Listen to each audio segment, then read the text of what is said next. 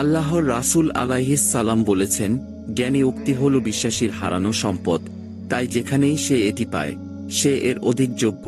বিসমিল্লাহির রাহমানির রাহিম। ভাই ও বোনেরা, বুদ্ধিমান হওয়ার অর্থ কি? বুদ্ধিমত্তা কেবল শেখার, সমস্যার সমাধান করার বা জিনিসগুলি মুখস্থ করার ক্ষমতা নয়। মনে রাখবেন, বুদ্ধিমত্তা হল আল্লাহর দেওয়া একটি উপহার এবং দৃশ্যমান জগতে এটি শুধুমাত্র মানুষের নিকট অর্পিত একটি দায়িত্ব, যা বুদ্ধিমত্তার সাথে এবং ইসলামের শিক্ষার অনুসরণ করে ব্যবহার করা উচিত। এটি কগনিটিভ ক্ষমতার বাইরে এবং আল্লাহর নিকটবর্তী হওয়ার জন্য বেশ কয়েকটি বিষয় অন্তর্ভুক্ত করে। আমাদের সকল মুসলিমদের হৃদয়ে একটি লক্ষ্য রয়েছে, পুরো কুরআন মুখস্থ করা। এটি একটি মহৎ কাজ যা প্রচুর মানসিক প্রচেষ্টা প্রয়োজন, এবং এটি ব্যক্তির বুদ্ধিমত্তার সাথে সরাসরি জড়িত। ইসলামে বুদ্ধিমত্তার মধ্যে ইসলামের নৈতিক ও নৈতিক নীতিগুলি গভীরভাবে বোঝা এবং প্রতিফলিত করা অন্তর্ভুক্ত। এটি কেবল প্রয়োগ করাই নয়, এই জ্ঞানটি বুঝতেও অন্তর্ভুক্ত করে যাতে আমরা নবী মুহাম্মদের শিক্ষার সাথে জীবনযাপন করতে পারি। এই কারণেই এই ভিডিওতে আমরা বুদ্ধি বৃদ্ধির জন্য 5টি শক্তিশালী ইসলামী কৌশল নিয়ে আলোচনা করব। আমরা বিস্তারিতভাবে আলোচনা করব। ভিডিওটি শেষ পর্যন্ত দেখুন। শয়তানের ফিসফিস শোনা থেকে বিরত থাকুন। 1. কুরআন মুখস্থ করা। আপনার শেষ মুখস্থ করা কুরআনের সূরা কোনটি ছিল? কমেন্টে আমাকে জানান। আমি জানি অনেক লোক কুরআন মুখস্থ করতে কঠিন মনে করে এবং অনেকে এ সম্পর্কে কমেন্টে লিখে। কুরআন মুখস্থ করা ইসলামী দৃষ্টিকোণ থেকে বুদ্ধিমত্তা বৃদ্ধির অন্যতম কার্যকর পদ্ধতি। আল্লাহর বাণী জীবনযাপনের জন্য একটি গাইড এবং এর আয়াত মুখস্থ করা আপনার মনকে জ্ঞান দিয়ে সমৃদ্ধ করে এবং আপনি বরকত পান। ছোট পদক্ষেপগুলি দিয়ে শুরু করুন। কিছু সূরা সহজগুলি যেমন 3 কুল বা সালাত করার জন্য আল ফাতিহার উপর ফোকাস করুন। অন্যদিকে আপনি যদি আরও অভিজ্ঞ হন তবে আপনি আরও জটিলগুলি মুখস্থ করা শুরু করতে পারেন। নিশ্চিত করুন যে আপনি একটি শান্ত বিঘ্নমুক্ত অধ্যয়নের পরিবেশ তৈরি করেছেন। আপনি যে আয়াতগুলি মুখস্থ করছেন সেগুলি ঘন ঘন পুনরাবৃত্তি করুন এবং আপনি যা শিখছেন তার গভীর অর্থ বোঝার চেষ্টা করুন। কুরআন মুখস্থ করা কেবল আপনার স্মৃতিকে উদ্দীপিত করে না, বরং আপনার আত্মাকেও প্রভাবিত করে। এই প্রক্রিয়ায় ধৈর্য ধরতে মনে রাখবেন, কারণ মুখস্থ করতে সময় এবং উৎসর্গ প্রয়োজন। জোরে এবং দৃঢ়তার সাথে আবৃত্তি করুন। অন্যান্য পাঠকদের শোনা মুখস্থ করা ব্যাপকভাবে সাহায্য করে। আসলে আমার অবসর সময়ে আমি কুরআন শুনি যতক্ষণ না সুরের লেখাটি আমার মনে আসে। যারা আরবি শেখার জন্য লড়াই করছে তাদের জন্য ইউটিউবে বেশ কয়েকটি ভিডিও রয়েছে যা খুব ভালোভাবে আরবি শেখায়। জেনে রাখুন যে আরবি শেখার জন্য আপনি যে কোনো সংগ্রামের জন্য আল্লাহ এটিকে আপনার জন্য একটি সৎকাজ হিসেবে চিহ্নিত করেন এবং আপনি এর জন্য পুরস্কৃত হবেন। মুখস্থ করার কৌশলটি সাধারণ বুদ্ধিমত্তা বাড়িয়ে জ্ঞানীয় কার্যকারিতা উন্নত করবে। জ্ঞান এবং বোঝার মাধ্যমে আল্লাহর নিকটবর্তী হওয়ার প্রচেষ্টা চালিয়ে যান। যদি আপনার নির্দিষ্ট প্রশ্ন থাকে বা সাহায্যের প্রয়োজন হয় কমেন্টে লিখুন এবং আমি উত্তর দেওয়ার চেষ্টা করব। 2. প্রতিদিন কৃতজ্ঞতা অনুশীলন করুন। আপনি যদি ঘুম থেকে উঠেই প্রথম কাজটি করেন, তবে আপনার বালিশের নিচ থেকে ফোন বের করা হয়, তবে আপনি এটি সব ভুল করছেন। সম্পূর্ণ সচেতন হওয়ার আগেও প্রথম কাজটি হল প্রভুর প্রতি কৃতজ্ঞ হওয়া। বলুন, আলহামদুলিল্লাহ, আমি বেঁচে আছি। আমি আল্লাহর ইবাদত করার জন্য আরও একটি দিন পেয়েছি। আমার প্রিয়জনরা এখনো সুস্থ আছে, ইত্যাদি। কৃতজ্ঞতা প্রকাশের কাজ আমাদের আল্লাহর সাথে সংযোগকে শক্তিশালী করে এবং জীবনের প্রতি আমাদের দৃষ্টিভঙ্গিকে ইতিবাচকভাবে প্রভাবিত করে।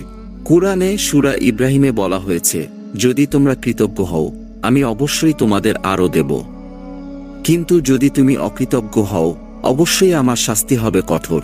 আল্লাহকে ধন্যবাদ দেওয়ার পর অন্য কোনো কাজ করার আগে আগের দিন আপনি যে জন্য কৃতজ্ঞ ছিলেন তা কাগজে লিখুন এবং প্রতিটি বিশদ মনে রাখার চেষ্টা করুন। এভাবে আপনার মন ভোরবেলা থেকেই মানসিক কার্যকলাপ বাড়াবে। সময়ের সাথে সাথে আপনি আবেগগত বুদ্ধিমত্তা বিকাশ করবেন, আপনার সামাজিক অবস্থান সম্পর্কে আরও সচেতন হয়ে উঠবেন এবং প্রতিদিন আপনি যে আশীর্বাদগুলি দেখেন তা লক্ষ্য করবেন যা আপনি পূর্বে উপেক্ষা করেছিলেন। কি আপনাকে সন্তুষ্ট করেছে তা ট্র্যাক রাখা আল্লাহর সাথে আপনার সংযোগকে শক্তিশালী করতে সহায়তা করবে। এটি আপনার স্মৃতিকেও শক্তিশালী করবে, কারণ এটি আপনার নির্দিষ্ট বিবরণ মনে রাখতে প্রয়োজন। এই অনুশীলনের ইতিবাচক প্রভাবগুলি আপনার দৈনন্দিন আচরণে প্রতিফলিত হবে, একটি ইতিবাচক চিন্তার চক্রকে উন্নীত করবে। কৃতজ্ঞতা অনুশীলন সামগ্রিক মানসিক স্বাস্থ্যের উপর উল্লেখযোগ্য প্রভাব ফেলে। বেশ কয়েকটি বৈজ্ঞানিক গবেষণায় দেখা গেছে যে নিয়মিত কৃতজ্ঞতা প্রকাশ করলে চাপ কমাতে, ঘুমের উন্নতি এবং আরও বেশি আবেগগত স্থিতিস্থাপকতা বাড়াতে পারে। কৃতজ্ঞ থাকুন এবং সবচেয়ে খারাপ পরিস্থিতিতেও হাসুন। আপনার প্রাপ্য বরকাহ আসলে এই ভোগের সংগ্রামের পিছনে। 3. অপ্রয়োজনীয় জিনিসগুলি বাদ দিন। আমাদের জীবন ক্রমাগত অপ্রাসঙ্গিক ঘটনা, তথ্য এবং বিভ্রান্তিতে বোমাবর্ষণ করা হচ্ছে যা মূল্যবান সময় এবং শক্তি কেড়ে নিতে পারে। আধ্যাত্মিক এবং দৈনন্দিন জীবনে উভয়ই অপ্রয়োজনীয় বিভ্রান্তি দূর করা বৃহত্তর মানসিক স্বচ্ছতার দিকে নিয়ে যেতে পারে এবং আমাদের সত্যি অর্থবহ জিনিসগুলির উপর ফোকাস করতে দেয়। নেতিবাচক চিন্তাভাবনা দূর করার মতো জিনিসগুলি বাদ দিয়ে শুরু করুন, বা আমি যেমন বলতে পছন্দ করি, এই চিন্তাভাবনাগুলির মোকাবিলা করুন। আপনার মাথার কণ্ঠস্বরগুলি শুনুন এবং যে কোনো কিছুকে অস্বীকার করুন যা আপনাকে সঠিক পথ থেকে বিচ্যুত করে। একই সময়ে আপনার চারপাশ এবং আপনি যাদের সাথে ঘিরে আছেন তাদের দিকে মনোযোগ দিন। নেতিবাচক লোকেদের বা বিষাক্ত পরিস্থিতির প্রভাব দূর করুন, কারণ তারা আপনার আবেগগত বুদ্ধিমত্তা এবং আধ্যাত্মিক সংযোগের উপর উল্লেখযোগ্য প্রভাব ফেলতে পারে। নবী আলাইহিস সালাম বলেছেন, একজন মানুষ তার বন্ধুর ধর্ম অনুসরণ করে। অতএব প্রত্যেককে বিবেচনা করা উচিত সে কাকে বন্ধু বানায়। সুনান আবু দাউদ 4833। নেতিবাচক প্রভাব দূর করা বৃহত্তর মানসিক স্বচ্ছতার জন্য পথ প্রশস্ত করতে পারে, আপনাকে ইতিবাচক এবং গঠনমূলক বিষয়ে ফোকাস করার অনুমতি দেয়।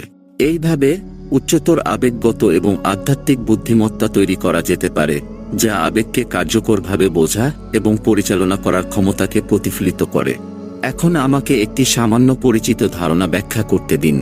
আমাদের মস্তিষ্ক বিভিন্ন ধরনের মস্তিষ্কের তরঙ্গ তৈরি করে, যার মধ্যে রয়েছে আলফা, বিটা, থিটা এবং ডেল্টা তরঙ্গ। প্রতিটি ধরনের মস্তিষ্কের তরঙ্গ একটি নির্দিষ্ট মানসিক অবস্থার সাথে যুক্ত। উদাহরণস্বরূপ, আলফা তরঙ্গগুলি একটি শিথিল এবং ধ্যানমূলক অবস্থার সাথে সম্পর্কিত, যেখানে বিটা তরঙ্গগুলি উচ্চতর মানসিক ক্রিয়াকলাপের একটি অবস্থাকে নির্দেশ করে। মস্তিষ্কের তরঙ্গগুলি সরাসরি আমাদের মন এবং আবেগের অবস্থাকে প্রভাবিত করতে পারে। সুতরাং এই প্যাটার্নের উপর ভিত্তি করে আলফা ব্যান্ড সক্রিয় হয় যখন আমরা সমস্ত ধরনের উদ্বেগ মন থেকে সরিয়ে ফেলি এবং আমরা কেবল আমাদের প্রভুকে স্মরণ করার সাথে জড়িত থাকি। আপনি কাজে আছেন আর আপনি ভাবছেন কখন বাড়ি ফিরবেন। আপনি বাড়িতে আছেন, ভাবছেন কি খাবেন এবং বাইরে যাবেন কিনা। এবং খাওয়ার সময় আপনি ভাবছেন পরের দিন সকালে কাজের জন্য কি কি করতে হবে। আমরা সবসময় কোনো না কোনো অতীত বা ভবিষ্যৎ ঘটনা নিয়ে ভাবছি, যখন বর্তমান মুহূর্ত, যেটা আসলেই গুরুত্বপূর্ণ, তা আমাদের পাশ দিয়ে চলে যাচ্ছে। আমরা বর্তমান মুহূর্তকে উপভোগ করতে ব্যর্থ হচ্ছি, যা জীবনের মধ্য দিয়ে বেঁচে থাকার সমতুল্য। বর্তমান মুহূর্তের সচেতনতা ইসলামিক দৃষ্টিকোণ থেকে অত্যন্ত গুরুত্বপূর্ণ। প্রতিটি মুহূর্তকে আল্লাহর নিকটবর্তী হওয়ার এবং উপাসনা করার সুযোগ হিসেবে বিবেচনা করা হয়। ইসলামে আল্লাহর সচেতনতার ধারণাটি তাকওয়া নামে পরিচিত। আল্লাহ আমাদের তার সৃষ্টির উপর প্রতিফলিত করতে এবং প্রতিদিনের জীবনের প্রতিটি দিকের মধ্যে উপস্থিত সংকেতগুলি চিনতে আহ্বান জানান। যখন আমরা বর্তমানের উপর মনোযোগ দেই, আমরা আল্লাহর আশীর্বাদগুলোকে উপলব্ধি করতে পারি যা আমরা প্রায়ই উপেক্ষা করি। অত্যন্ত ঘন ঘন আল্লাহ আমাদের সংকেত পাঠান, তবে আমাদের চিন্তা ও চিন্তার দ্বারা সৃষ্ট মনোযোগহীনতা এই সংকেতগুলি চিনতে বাধা দিতে পারে। আল্লাহ সূরা আল ইমরানে আমাদের কাছে প্রকাশ করেছেন, নিঃসন্দেহে আসমান ও জমিনের সৃষ্টিতে এবং দিন ও রাতের পরিবর্তনে জ্ঞানী লোকদের জন্য নিদর্শন রয়েছে। আল্লাহ আমাদের সৃষ্টির সংকেতগুলির উপর প্রতিফলিত করতে আহ্বান করেন, যেমন আসমান, জমিন এবং দিন ও রাতের পরিবর্তন।